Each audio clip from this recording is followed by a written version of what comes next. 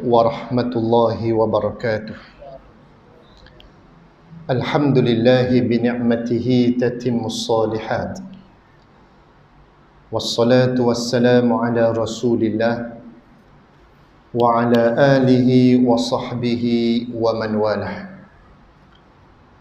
A'udzu billahi minasy syaithanir rajim.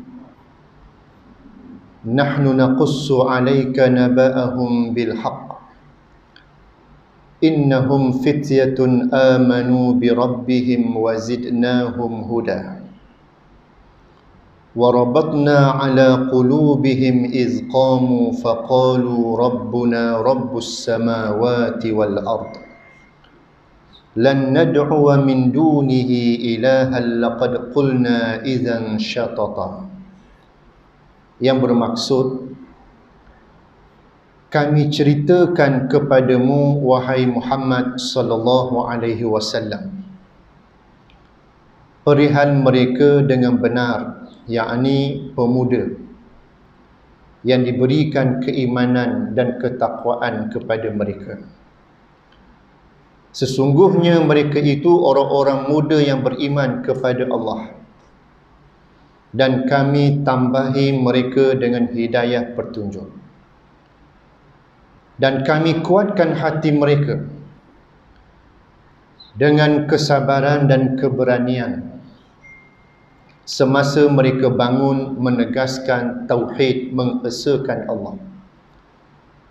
Lalu mereka berkata, Tuhan kami ialah Allah yang mencipta dan mentadbirkan langit dan bumi.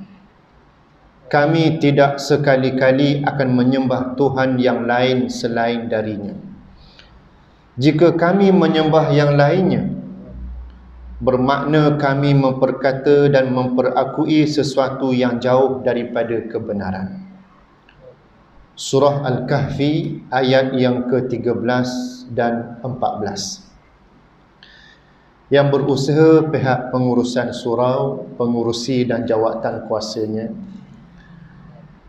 Tuan Bilal, Tuan Imam, para pimpinan masyarakat, para asatizah, para pendidik, dan seluruh ahli jemaah muslimin, muslimat, hadirin dan hadirat yang saya kasihi dan saya hormati sekalian.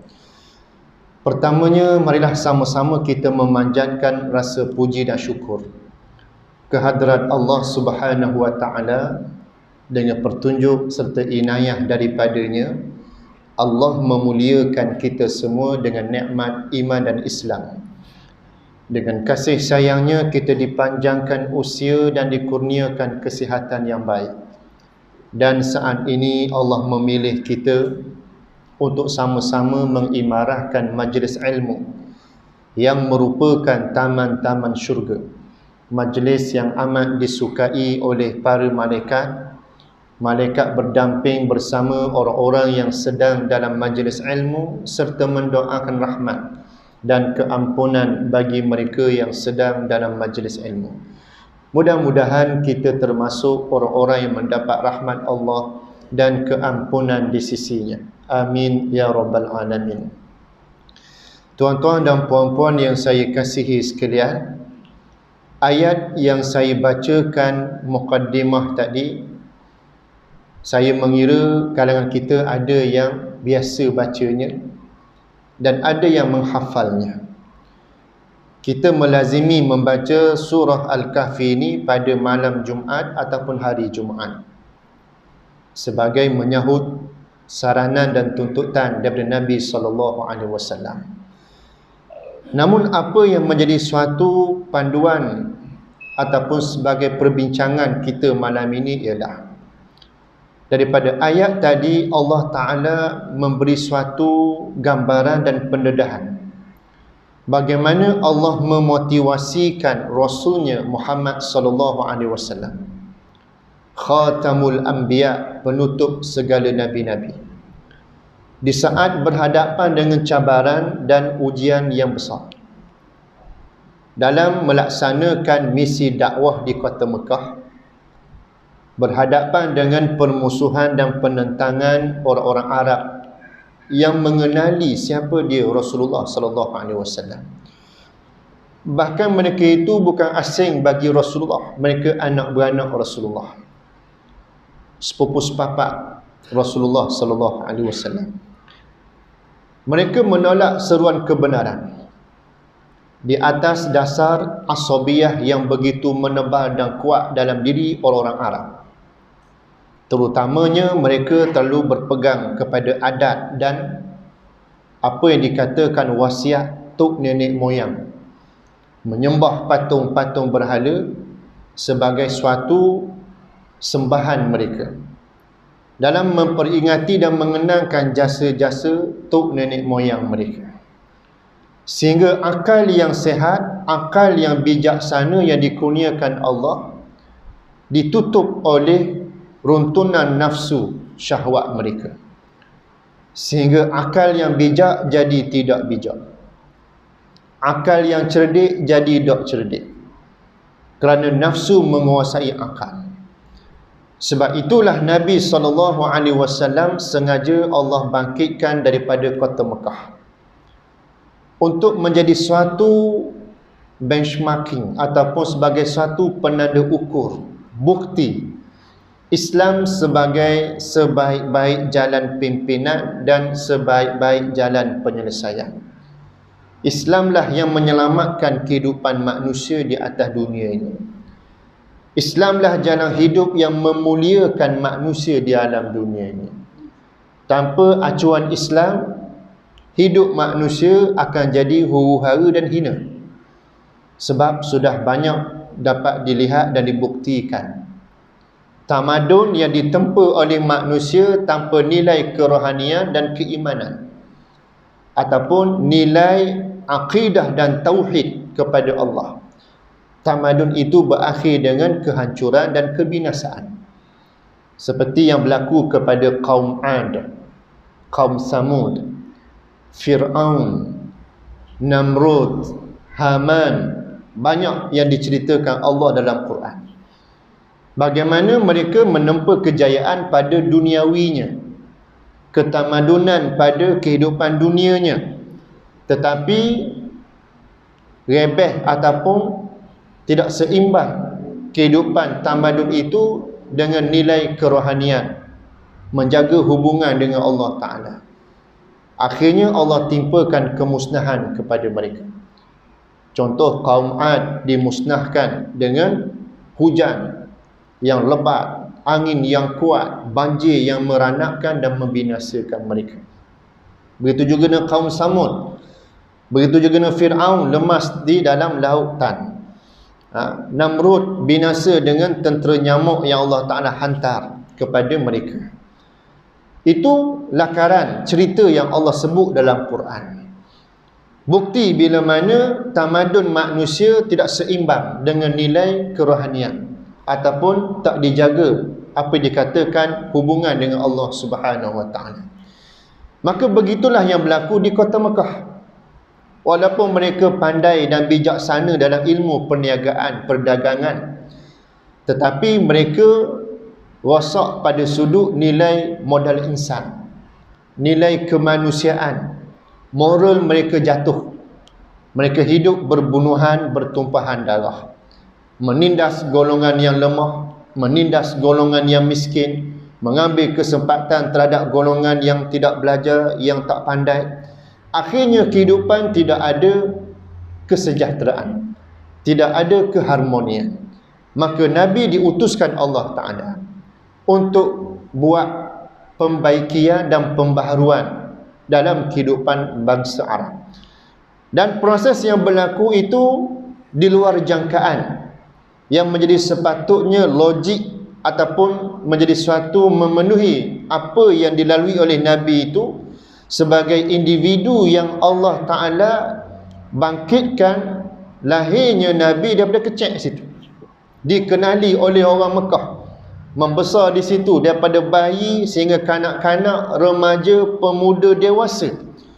Logiknya mudah untuk kerja dakwah, kerja menyeru kepada pembaharuan dan juga perubahan di kota Mekah.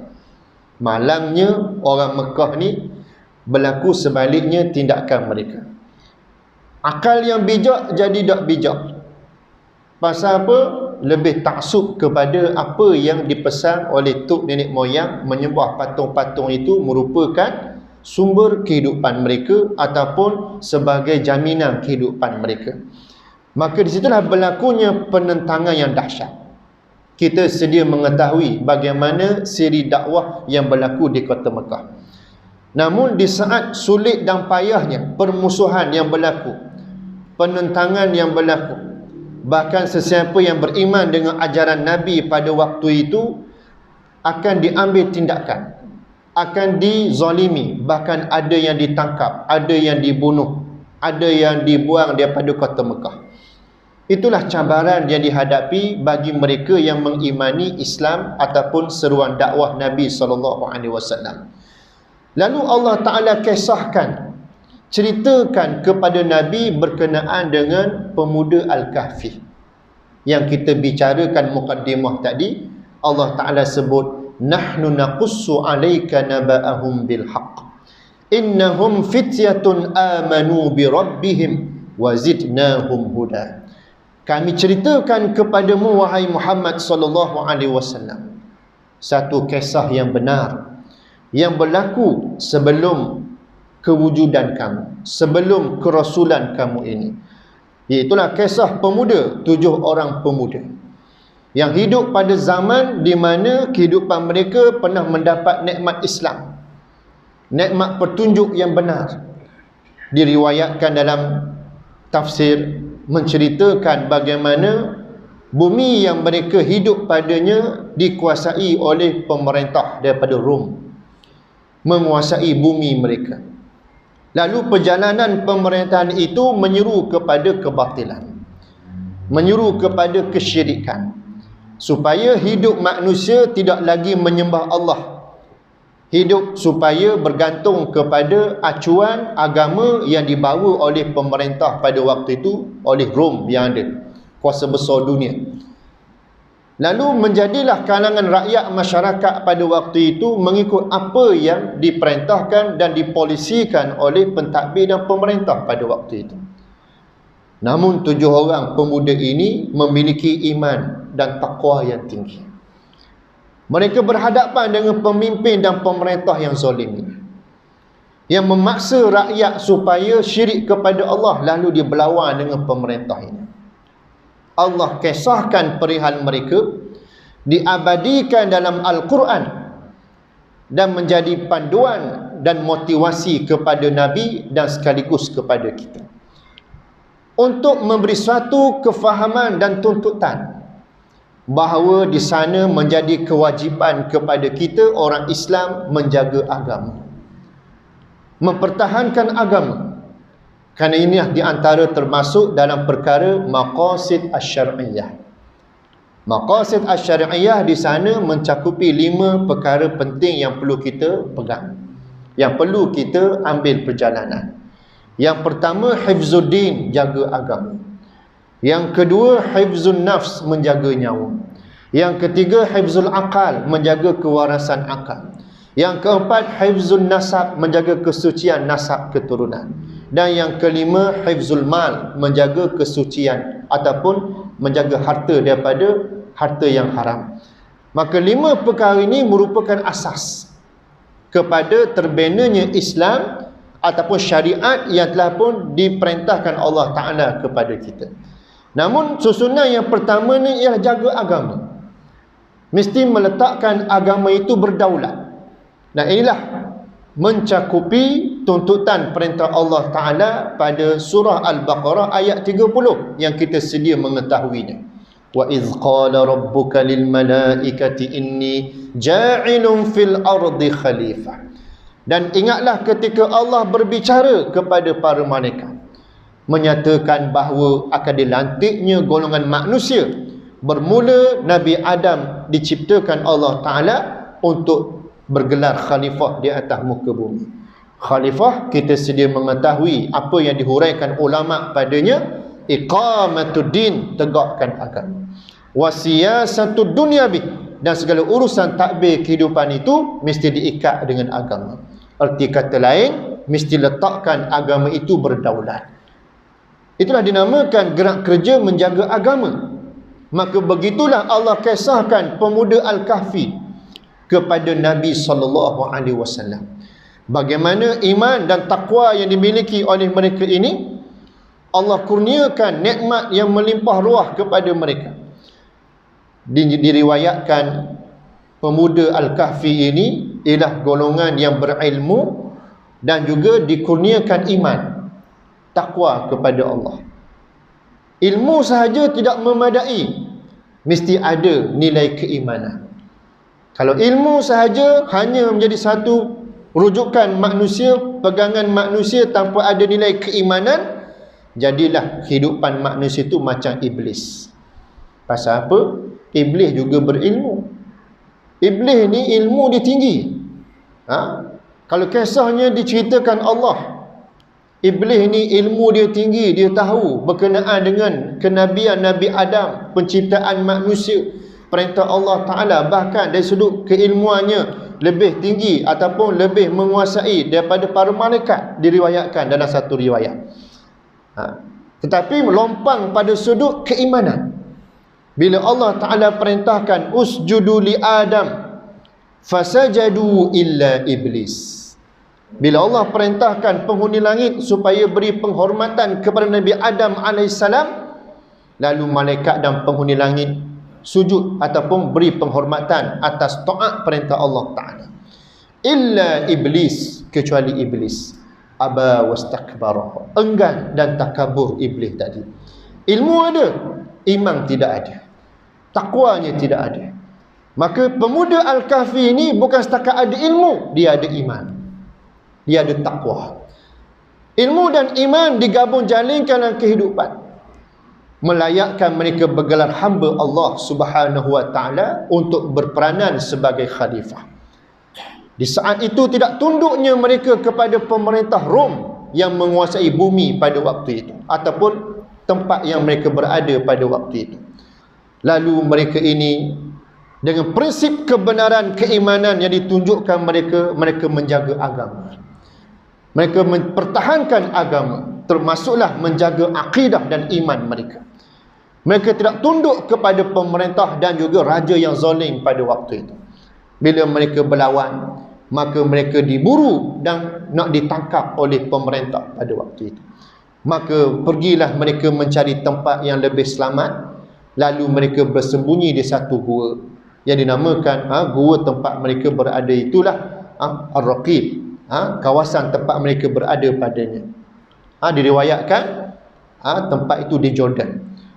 Bahkan ada yang mendakwa di Syria, ada yang mendakwa di Turki. Itu perbezaan pandangan di kalangan ulama tarikh berkenaan dengannya. Tapi pandangan yang majoriti, yang masyhur ialah di Jordan. Namun bagaimana tempat mereka berada itu adalah satu proses Allah Ta'ala jadikan rezeki untuk mereka, ataupun suatu jaminan Allah ke atas para pemuda Al-Kahfi tadi, dalam menterjemahkan bagaimana mereka menjaga agama, bagaimana mereka menjaga iman mereka. Lalu Allah Ta'ala rezekikan mereka dengan rasa mengantuk. Mengantuk. Waktu mereka berada di gua, mereka berasa mengantuk. Niat mereka berada di gua itu sebagai tempat untuk mereka berteduh dan menyelamatkan diri seketika, di samping menyusun perancangan dan strategi kesinambungan selepas pada itu. Lalu Allah rezekikan mengantuk kepada mereka. Lalu mereka tertidur dalam gua tersebut. Dan tidurnya mereka bukan tempoh masa yang singkat. Tidurnya mereka sehingga mencecah masa tempoh 309 tahun. Dengan mereka menyangka mereka tidur satu malam sahaja ataupun sehari sahaja. Dan kisahnya panjang diceritakan Allah dalam Al-Kahfi. Dalam tempoh yang lama ditidurkan Allah Ta'ala itu satu rezeki untuk apa? Kesinambungan mereka nak berperjuangkan dan menjaga agama selepas pada itu. Dan hal ini Allah kisahkan kepada Rasulullah di dalam Al-Quranul Karim sebagai suatu motivasi untuk Nabi terus yakin dan percaya apabila kita menolong menjaga agama Allah, Allah Ta'ala akan tolong dan jaga kita. In tansurullaha yansurkum wa yusabbit aqdamakum. Jika kamu menolong agama Allah, Allah Ta'ala akan menolong kamu. Dan Allah Ta'ala akan perteguhkan tapak pendirian kamu untuk kamu berjuang menegakkan kebenaran. Daripada sinilah yang menjadikan kekuatan bagi Rasulullah, menjadikan satu motivasi yang tinggi kepada Rasulullah untuk menunjukkan satu role model dan contoh kepada para umat baginda, termasuk kita semua yang ada pada hari ini. Bagaimana pentingnya tuntutan untuk kita jaga agama Allah Ta'ala. Tak boleh kita ambil mudah, kita ambil remeh.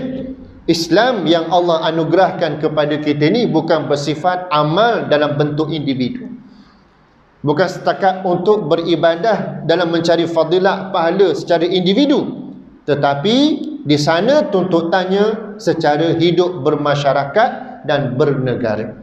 Maka sebab itulah Nabi meneruskan gerak kerja dakwah di Mekah, sehingga perjalanan itu membawa kepada kesinambungan berlakunya penghijrahan Nabi daripada Mekah ke Madinah. Ini kita sedia maklum akan kisah ini. Berhijrahnya Nabi dalam untuk memberi suatu mesej dan kefahaman kepada umat baginda, termasuk kita yang ada pada hari ini, bahawa nak jaga agama ni mesti ada banyak pendekatan yang mesti dilakukan memenuhi tuntutan semasa dan keperluan semasa pada waktu yang berada padanya. Contoh, ketika Nabi nak tegakkan sebuah kuasa ataupun nak tegakkan kedaulatan Islam dan menjaga kedaulatan Islam itu, maka tuntutan pada waktu itu ialah berhijrah, berpindahnya daripada Mekah ke Madinah. Kalau kekal berada di Mekah, maka tidak ada jalan untuk membina kedaulatan Islam pada waktu itu. Maka di sana Nabi diperintahkan Allah supaya berhijrah, meninggalkan tanah air, meninggalkan sanak saudara. Begitulah para sahabat meninggalkan tanah air, meninggalkan sanak saudara mereka, bahkan meninggalkan apa yang mereka miliki, termasuklah perniagaan, gedung-gedung perniagaan yang mereka ada. Di kalangan para sahabat yang kaya raya seperti Abu Bakar, seperti Sayyidina Osman, seperti Suhaib Ar-Rumi, Salman Al-Farisi dan sebagainya. Mereka tinggalkan semua itu semata-mata untuk menjayakan satu misi gerak kerja nak jaga agama. Maka mereka berhijrah ke Madinah. Itu pendekatan dan tuntutan semasa di zaman tersebut, di zaman Nabi SAW, untuk memenuhi apa yang disebut oleh para ulama dan satu kaedah fiqh, ma la yatimul wajib illa bihi fahuwa wajib. Tidak akan sempurna perkara yang wajib melainkan dengannya maka menjadi wajib. Wajib di sini ialah tegakkan, daulatkan, jaga Islam itu daripada apa? Diperkotak-katikkan dan diancam dan tergugat kedudukannya. Maka prosesnya kena berhijrah. Kenapa? Sebab di Madinah lah, di sana ada potensi untuk membina kekuatan Islam. Kalau kekal di Mekah, tak ada potensi. Pasal apa? Orang Mekah ni rapat jik dah. Cuba habis 13 tahun tak makan cekak. Bahasa babi dah lalu, kerah pedal dia panggil. Orang Madinah dia lain penerimaan. Jiwa mereka lembut, hati mereka lembut, dan pemikiran mereka lebih terbuka nak dibandingkan dengan orang Mekah. Makan gandum belaka. Tapi dalam bab terbuka minda ni dia lain pasal. Orang Madinah dia lain, lembut jiwa dia. Maka sebab itulah berlakunya satu siri pembinaan kedaulatan Islam, pentadbiran Islam di Madinah, sehingga mencapai kepada kejayaan untuk membina kekuatan Islam. Sebab itu pernah kita cerita sebelum ini, 13 tahun usaha dilakukan di Mekah tak nampak jalan. Berbanding di Madinah hanya 8 tahun dibina sebuah pemerintahan Islam dan konsep kenegaraan Islam, maka menjadi suatu momentum kepada cetusan Islam diterima oleh seluruh semenanjung Arab selepas pada itu. Maka ini di antara acuan, bagaimana contoh, bagaimana satu panduan kepada kita proses untuk menjaga agama. Tidak ada contoh yang terbaik melainkan apa yang ditunjukkan oleh Nabi dan melainkan apa yang diperintahkan, yang diceritakan Allah dalam Al-Quran. Laqad kana lakum fi rasulillahi uswatun hasanah. Adalah bagi kamu diri Rasulullah sebagai suri tauladan yang baik. Bagi mereka yang mengharapkan redha Allah dan pertemuannya pada hari akhirat, hendaklah perbanyak ingat kepada Allah di waktu senang maupun di waktu susah.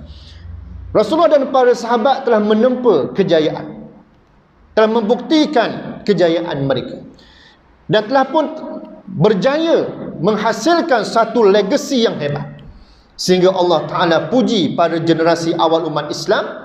Di kalangan sahabat selepas wafatnya Nabi, gerak kerja itu berterusan di kalangan generasi awal umat Islam, sehingga Allah Ta'ala memuji mereka dalam Al-Quran melalui ayat yang Allah Ta'ala firmankan, kuntum khaira ummatin ukhrijat linnas ta'muruna bil ma'ruf wa tanhauna 'anil munkar wa tu'minuna billah. Kamu adalah sebaik-baik umat yang dijadikan Allah, mengajak dan menyuruh manusia kepada yang baik dan mencegah manusia daripada melakukan kemungkaran, dan kamu beriman kepada Allah.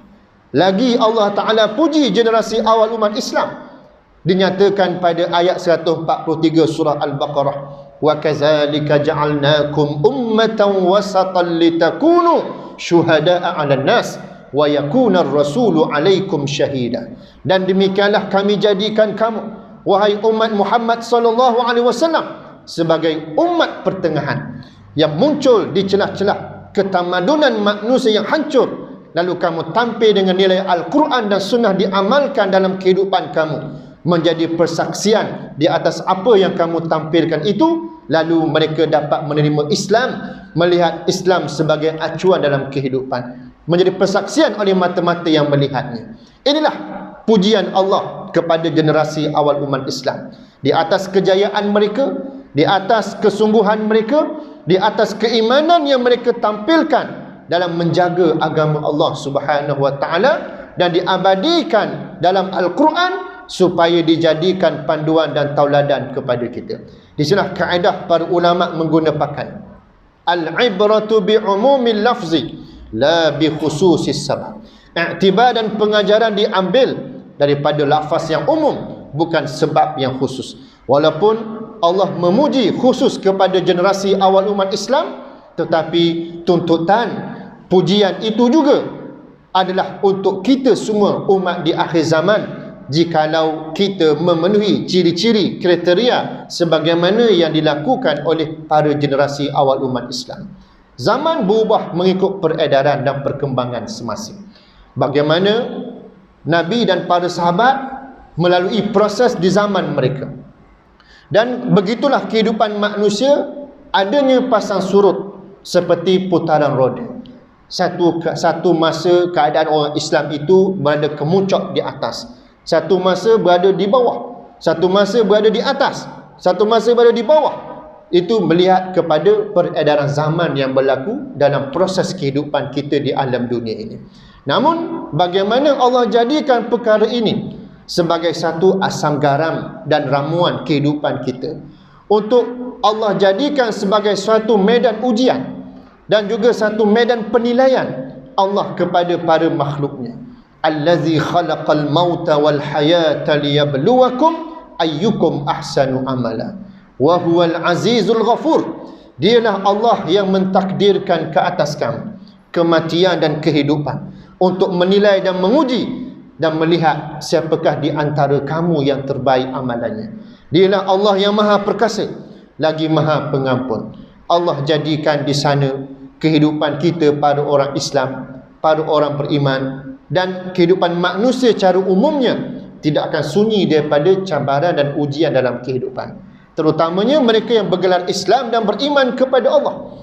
Bila mereka menyatakan komitmen ataupun kesudian mereka, kerelaan mereka dengan ikrar yang mereka lafazkan dalam sembahyang, inna salati wa nusuki wa mahyaya wa mamati lillahi rabbil alamin, sesungguhnya sembahyangku, ibadahku, hidupku, matiku hanyalah untuk Allah, Tuhan sekalian alam.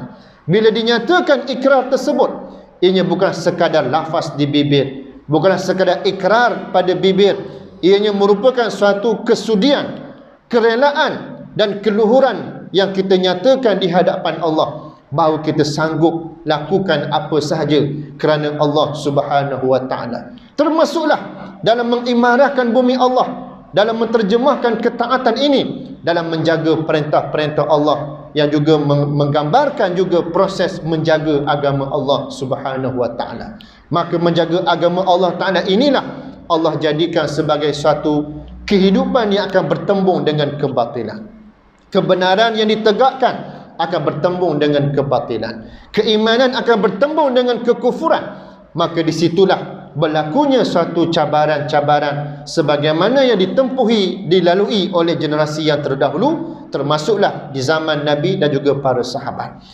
Maka akan berlakulah pertembungan tersebut. Ahasiban nasu an yutraku an yaqulu amanna wa hum la yuftanun. Adakah cukup dengan kamu mengatakan dan mengaku kamu beriman sedangkan kamu tidak diuji oleh Allah Subhanahu wa taala? Maka Allah jadikan mereka yang nak berpegang dengan kebenaran dan petunjuk Allah akan diuji dengan berhadapan kezaliman, kejahatan dan juga kebatilan golongan yang memusuhi agama Allah Subhanahu wa taala. Maka sejarah telah pun berlaku, telah dilakarkan bagaimana kemuncak kegemilangan Islam itu berakhir pada tahun 1924 Masihi. Iaitulah kedaulatan dan juga kekebalan sebuah empayar Islam yang gah pada waktu itu, pada zaman sebelum kejatuhannya itu dinamakan Empayar Turki Osmaniyah ataupun Khilafah Turki Osmaniyah, yang berdaulat diriwayatkan ratus tahun perjalanan penguasaan ataupun kedaulatannya itu. Namun inilah menjadikan suatu pembelajaran buat kita, bagaimana Allah Ta'ala telah memberi satu peringatan, memberikan satu amaran dalam Al-Quran kepada kita. La yazaluna yuqatilunakum hatta yaruddukum an dinikum in istata'u. Mereka orang-orang kafir yang memerangi kebenaran Islam sentiasa akan memerangi kamu, sentiasa akan cari jalan untuk menghancurkan kamu, memurtadkan dan memalingkan kamu daripada kebenaran Islam ataupun beramal dengan Islam ataupun berpegang dengan Islam mengikut ruang dan kemampuan yang mereka ada. Maka sebab itulah kita menyaksikan bagaimana berlakunya apa yang dikatakan perjanjian Sykes-Picot pada tahun 1916 Masihi.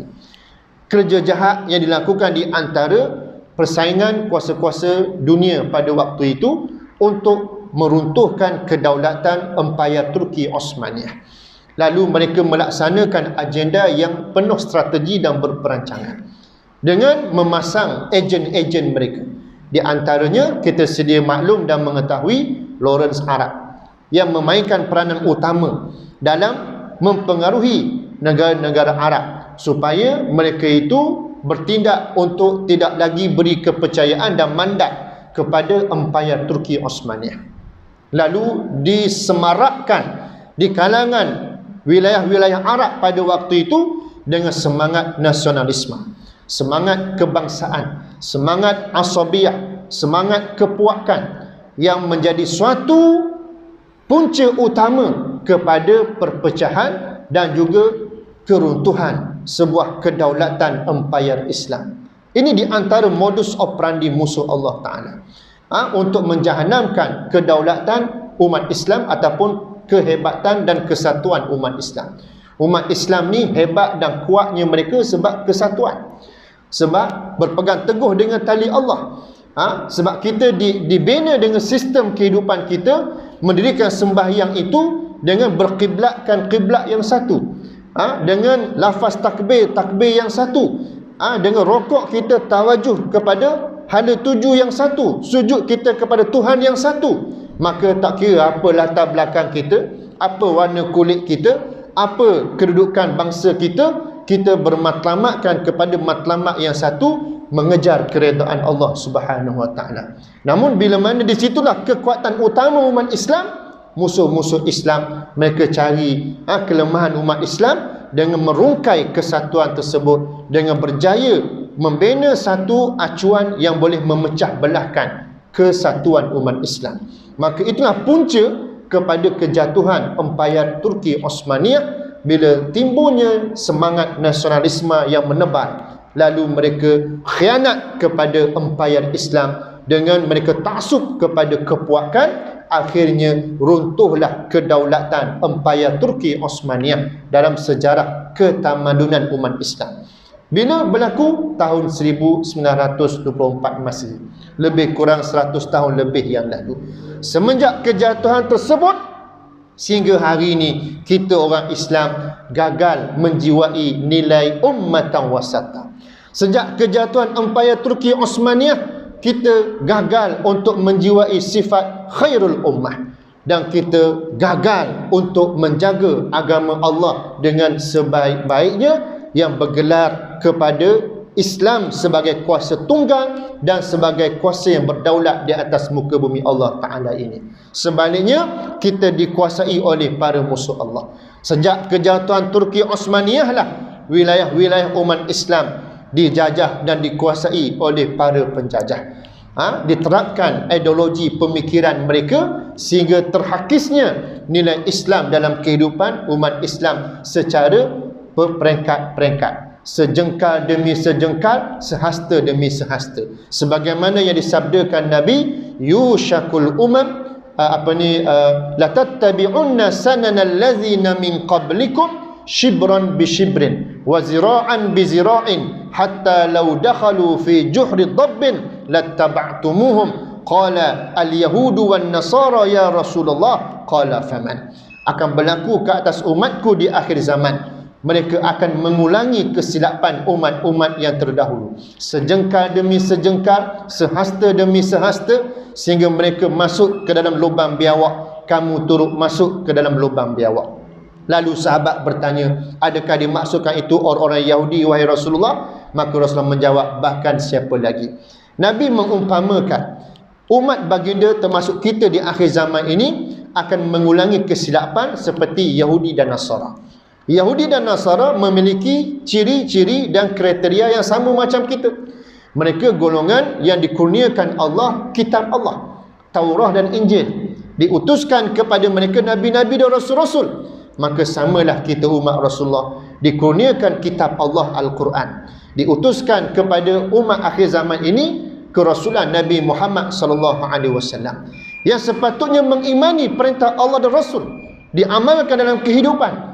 Namun apabila meninggalkan petunjuk Allah, sedikit demi sedikit, sejengkal demi sejengkal, sehasta demi sehasta, diumpamakan oleh Nabi seperti orang Yahudi dan Nasara cuba masuk ke dalam lubang biawak yang sudah pasti mustahil bagi tubuh manusia untuk masuk ke dalam lubang biawak sebab lubang yang kecil. Namun diibaratkan sengaja cari penyakit, sengaja cari kemurkaan Allah, saja mengundang kemarahan Allah kepada mereka, sehingga datangnya kemurkaan Allah yang menyebabkan kehinaan dalam kehidupan mereka, yang meninggalkan petunjuk dan kebenaran dalam kehidupan mereka. Maka begitulah yang melanda kepada kita umat Islam di akhir zaman.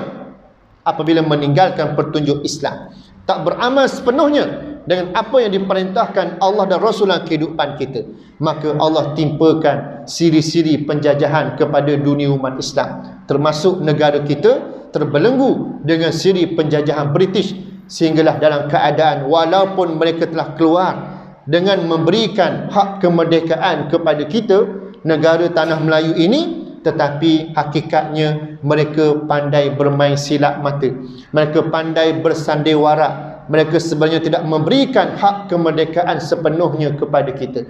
Mereka hanya memberikan secara luaran zahir sahaja. Hakikatnya kita masih terikat dan terjajah oleh kehidupan mereka dalam kehidupan kita.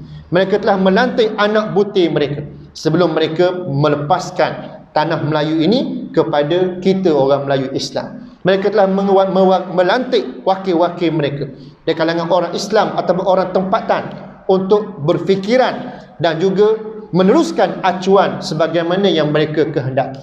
Sebab itulah di antara kekuatan mereka hari ini menguasai negara kita dengan cara mereka membina sistem demokrasi pilihan raya, sehingga mengikat kita setiap 5 tahun sekali wajib kita baloh semua. Betul atau tidak? Setiap 5 tahun sekali kita berkelehing semua, baloh semua dengan sistem yang mereka bina, supaya kita tidak ada kesatuan. supaya kita lemah, tidak ada kekuatan. Kita mari dengan nilai asabiah yang menebal sehingga berpuak berbalahnya kita. Namun para ulama mengambil jalan dan pendekatan. Tak dapat tidak kena masuk juga laluan ini untuk menyelamatkan supaya tidak kekal terus dalam keadaan berpecah belah. Maka nak selesai mengambil masa yang panjang. Sebab kerja-kerja begini bukan kerja macam nak goreng pisang, nak buat goreng pisang. Tak, goreng pisang senang saja, koyak kulit, rendang pisang dalam tepung, lepas tu goreng je lah. Lepas tu boleh makan. Tak, dalam bab untuk membina sebuah masyarakat, sebuah pemerintahan, sebuah kehidupan yang nak kembali kepada Allah dan Rasul ni dalam keadaan yang berkarat parak dah dengan nilai penjajahan yang kuat menguasai kehidupan kita ini, maka kita kena mengambil langkah dengan mencari jalan ataupun mencari kunci kepada untuk membina kekuatan tadi, kena kembali kepada kesatuan dan perpaduan umat Islam supaya kita mampu ubah balik landscape politik dan kenegaraan yang kita sedang bina pada hari ini. Kalau kita masih lagi berfikir dengan cara lama, bergerak dengan cara lama, maknanya susah untuk kita nak buat perubahan dalam kehidupan kita dan nak membina tamadun umat Islam itu sendiri. Kita akan berada di takuk yang lama. Innallaha la yughayyiru ma biqaumin hatta yughayyiru ma bi anfusihim. Allah takkan ubah nasib sesuatu kaum melainkan kaum itu sendiri yang berusaha untuk mengubah nasib mereka. Kita bermatlamatkan nak jaga agama, memberi keuntungan kepada agama dan umat Islam. Apa-apa jalan, apa-apa laluan, apa-apa pendekatan yang boleh menguntungkan Islam dan umat Islam, itulah pilihan kita yang terbaik. Mula-mula ada dah nampak jalan comel bermuafakat, kita boleh menyelamatkan pada situasi kita 3-4 tahun yang lepas oleh dasar yang begitu membahayakan perjalanan negara kita dengan proses menormalisasikan liberalisme yang begitu menebal dalam kehidupan mentadbir dan memerintah.